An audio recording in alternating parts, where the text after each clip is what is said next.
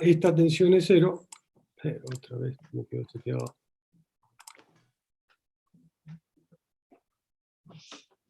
Esta tensión es 0, ¿sí? Sería este sigma en el plano X en la dirección Z debido, ¿sí?, al momento, al esfuerzo de corte, ¿sí? Y a su vez, arriba, sobre el plano Z, las tensiones, me lo pongo para allá, pero cualquiera, serían las sigma en el plano Z en la dirección Y, son igual a 0, ¿sí? Entonces acá solo tengo tensiones, vamos a poner con otro color, en este punto, en cuanto a tensiones de corte, ¿no?, porque tengo el sigma XX debido al momento flector, pero en cuanto a tensiones de corte, solo tengo las tensiones sigma en el plano X, en la dirección Y. Entonces, en este punto conviene, porque además tengo las tensiones de corte de XX saliendo del plano, conviene verlo desde acá. Claro. ¿Sí? Entonces, de esa forma, si yo proyecto mirando desde arriba, lo que tengo es un cubito de esta forma, donde los ejes es el... lo puedo orientar. Me queda, por ejemplo, yo lo grafico con el eje X para allá y el eje Y para acá.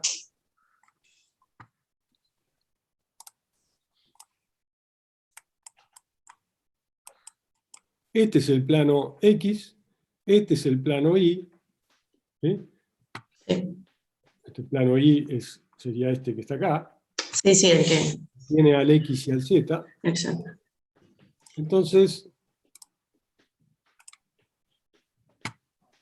yo tengo tensiones así como está. Si el X, por ejemplo, el plano X, si el punto A, dijimos que estamos en 3, ¿no? En el empotramiento. Sí, sí, sí. Bueno, lo estoy mirando desde arriba, ¿sí? Este sería las tensiones en X. Acá tengo sigma XX. Y por lo tanto tengo esto también. Sí. Fue poquito, vamos a poner flecha porque si no. Y después tengo la tensión de corte, ¿sí? El momento de corte, en este caso, va hacia allá y la recíproca para este lado. Y la recíproca. ¿Sí? Sí. Bueno, y este es el estado tensional en el punto A. Yo recuerdo que para graficar, esquematizarlo, yo puedo proyectar según los ejes que quiera. Como yo no tengo tensiones en el plano Z, porque es superficie libre, me conviene analizarlo así. Y después grafico el círculo de Moore, empiezo a girar o diagonalizo, obviamente porque estos no son principales, porque tengo tensiones de corte. El que sí es principal es el Z, porque no hay tensiones de corte. Claro. Tampoco hay... ¿Sí? Sí. Si ahí hay torsor, hay un momento torsor, ¿por qué ahí en el punto A digo hay un momento torsor? ¿Por qué el sigma Z en la dirección Y vale 0? Porque es este plano de superficie, no es el plano X, es el plano, esta línea que dibujé acá en realidad está sobre el plano X, ¿sí? Fíjense, lo vamos a hacer más grande. Este es una sección, ¿sí? Estoy dibujando más o menos. El punto que yo estoy analizando, obviamente lo magnifico para que lo vean, es este. ¿Sí? Le pongo un cubito ahí. Yo tengo tensiones debido al momento torsor, lo estoy mirando desde acá, ¿sí? Desde hacia el origen, para que vean, estemos de acuerdo con las direcciones. Yo tengo tensiones debido a un momento torsor, que son sigma en el plano X en la dirección Z, perdón, la dirección X. En el plano X en la dirección, tenemos el eje Z, Y. ¿Sí? Voy a poner acá bien porque si no, no se entiende.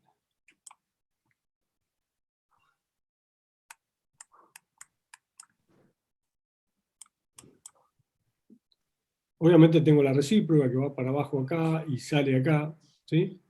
Y tengo, a su vez, las... voy a poner otro color, ¿no?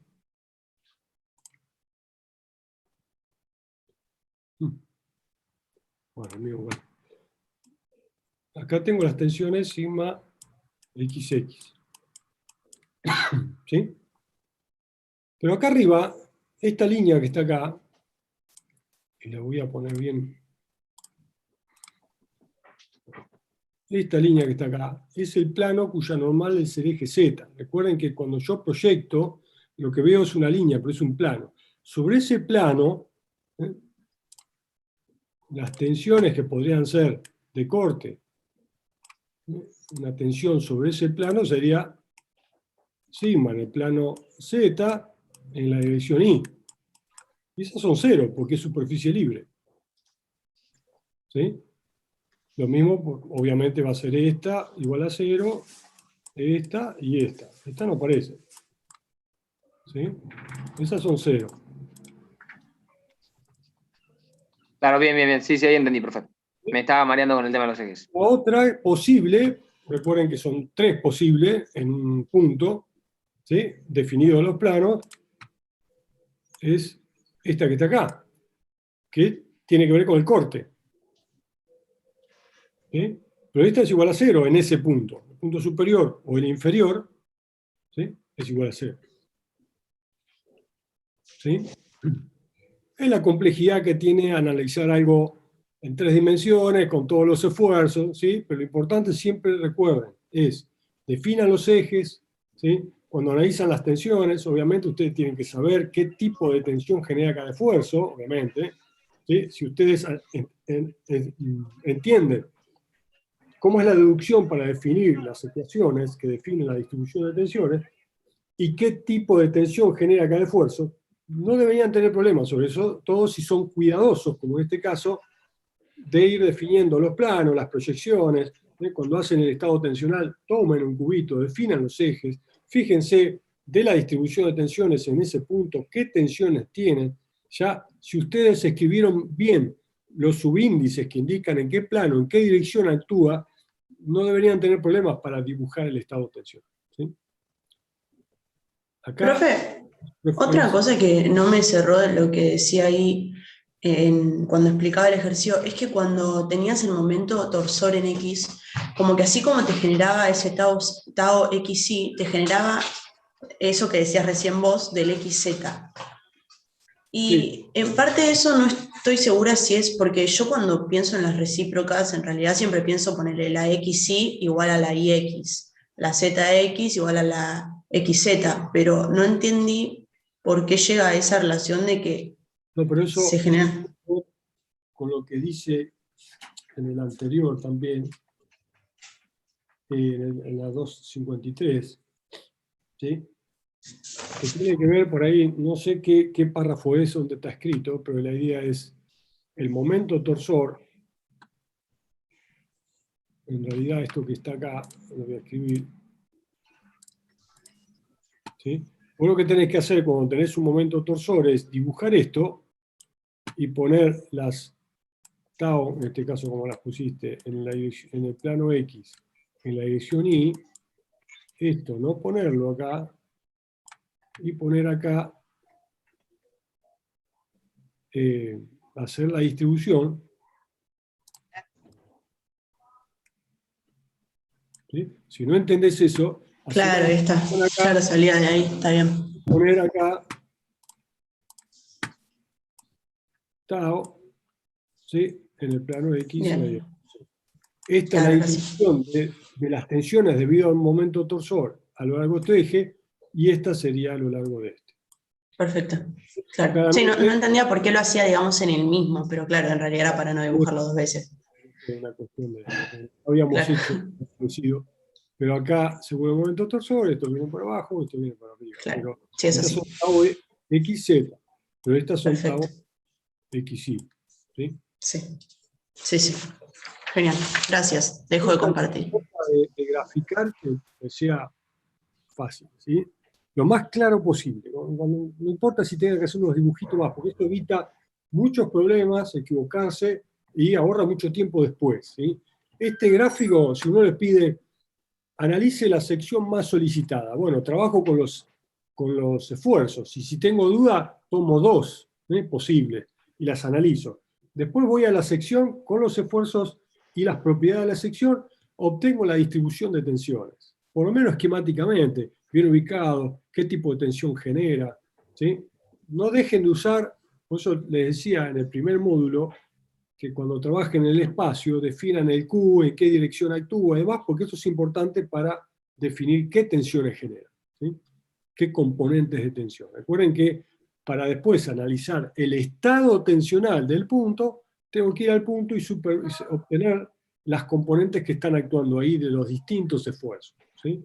Esto es clave, sobre todo para que entiendan, para que el día de mañana puedan analizar cualquier tipo de situación. La diferencia entre esfuerzo, tensiones, distribución de tensión, estado tensional, ¿sí? Es muy común que en los parciales, incluso a veces en los finales, aparezcan mezclas de todo tipo, o que un torsor genera tensiones normales, o que un flector tensiones de corte. Eso muestra que claramente entendieron poco, ¿sí? Bueno, muy bien. Ya estás para el examen. No, todavía. No, Me estás cuesta. bien preparada. Con un poco más. Profe, ¿te puedo hacer una consulta? ¿Sí?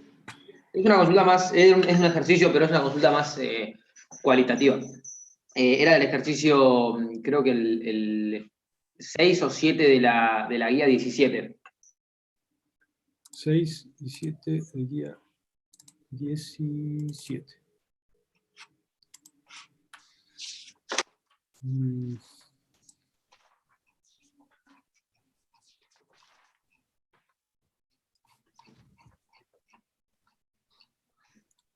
Solicitaciones combinadas, 6 o 7. Es uno que es una barra circular de radio 1 centímetro y largo 1 metro. Ese. La consulta era más ningún cálculo de nada, pero ahí dice, indicarse en alguna sección de la viga las tensiones debidas a la torsión son mayores que las debidas a la flexión. Ahí lo que me está pidiendo es que me está pidiendo, ¿serían las tensiones principales? Me está diciendo que compare tensiones de corte debido a la torsión con tensiones normales debido a la flexión.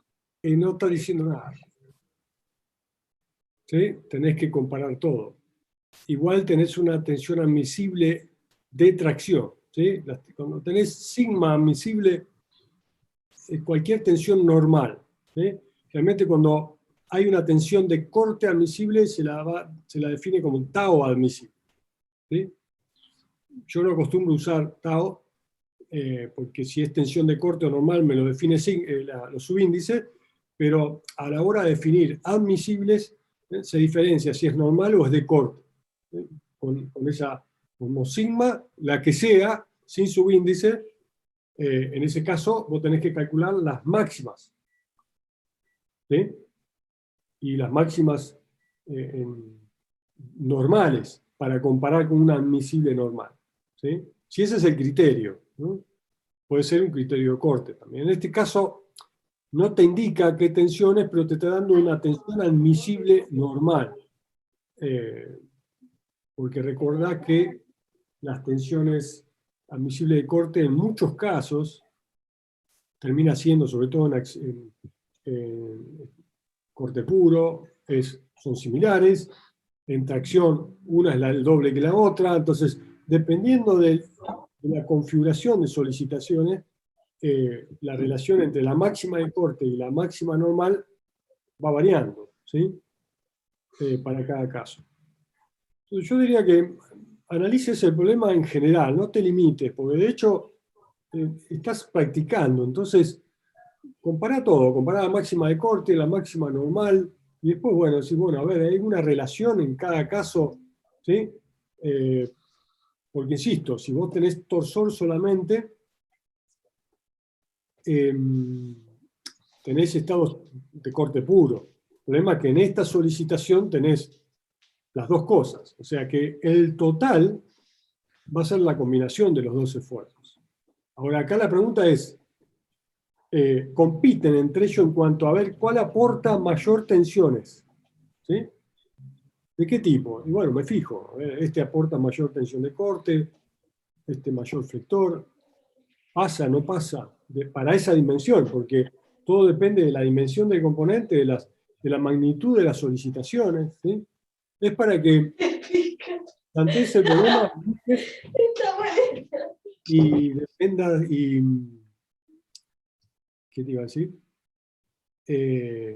Y plantees el problema, a ver qué pasa con las tensiones a lo largo de la viga, a ver si en algún momento, ¿sí? Pero qué pasa que si lo planteas en general, para un X cualquiera, después todo te va a quedar en función de X. Entonces es como que cuando empezás a comparar, si hay una sección límite que empieza a cambiar la tendencia, te lo dan las ecuaciones, ¿sí? Pero tenés que entender qué estás haciendo. Claro, claro. Bien, es más bien para hacer un ejercicio como para analizarlo como medio yo quiero analizarlo. Tenés corte, torsor y flector. Esto lo hemos visto. Porque esta fuerza la trasladás a este punto. La trasladás acá. ¿Sí? Esto desaparece. ¿Sí? Eso es una barra. Pero acá pasas a tener... ¿Qué pasa, bebé? Un torsor. Y aparte, esto te va a generar un flector. ¿Sí? Entonces, la más solicitada claramente es esta sección.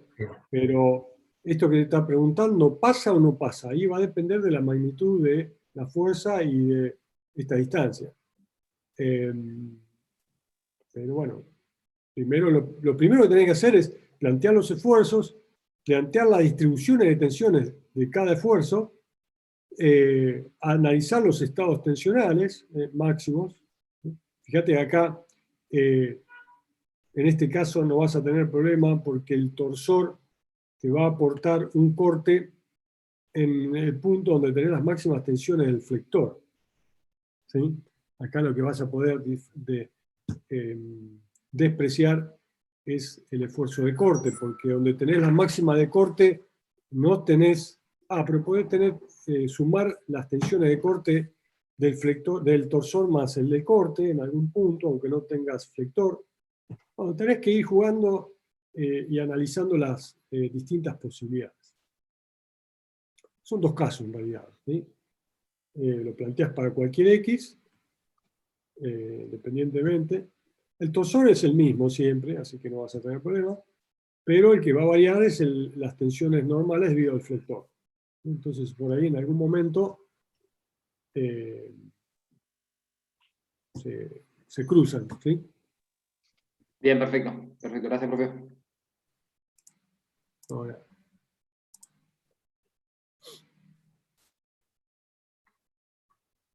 el 8.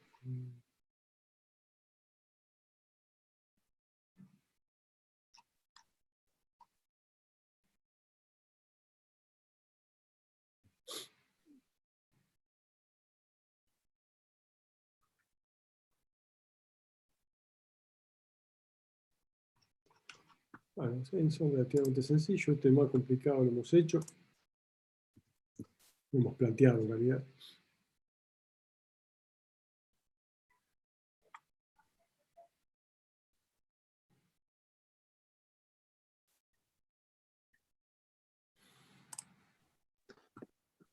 Profe, una consulta. ¿El momento estático para una sección circular hueca, cómo es? Porque realmente yo intenté calcularlo y no me salió. bueno, pero plantear la variación, ahí tenés que plantear el delta de área en función de I, ¿sí? Pasa que una sección circular hueca debe ser de lo más complicado, porque ahí tenés una variación, ¿sí? Vas a tener que plantear por ahí algunas coordenadas, trabajar con ángulos, ¿sí? Definir. Claro, porque el B también te va variando. Claro, te va variando el B y te va variando, obviamente, tenés que integrar todo lo que te queda arriba, ¿sí? Claro, está bien. Bien, gracias, profe. Vas a tener que buscar, hay varias formas de plantearlos, tomando todo el área e ir restando, o directamente planteando un diferencial de área e integrando entre el I y el de arriba, ¿sí? Sí. ¿Se puede, profe, restar, digamos, el momento estático de lo que sería el círculo con radio mayor, restarle el estático del círculo con radio menor, o no se correspondería? Ah, sí. Sí, porque es momento estático de área. Claro. O sea, Claro, entonces aplicás directamente el del círculo macizo y lo restás diciendo que uno vale, no sé, R y el otro R minúscula y... claro, pero después tienen que sacar B igual, ¿no? ¿Sí? Claro. Igual fíjense que el de un macizo tiene variación, ¿eh? Tiene variaciones que tienen que ver con... Bueno, eso sale de trigonometría, ¿no? El tema de que el B va cambiando con el I, ¿sí? Claro, pero digo, no podemos usar la expresión ya integrada del círculo macizo y restarlos, el del más grande y el del más chico, cuando ya está integrado, digamos, que ya está la expresión final. Sí, sí. Ahí es más sencillo, digamos.